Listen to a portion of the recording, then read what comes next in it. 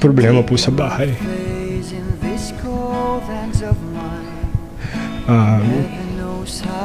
Sabi po niya, siguro po yung importante na lang,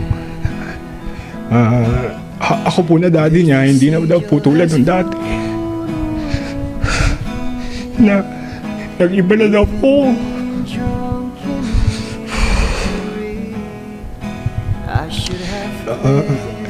Aminin ko naman po, mali ko talaga yun. Opo,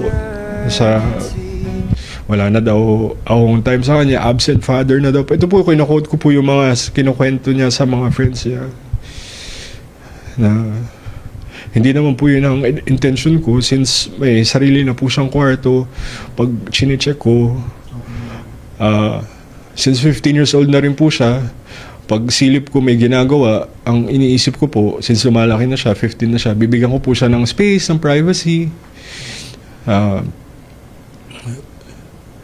Hindi po pala dapat ganun. Tapos,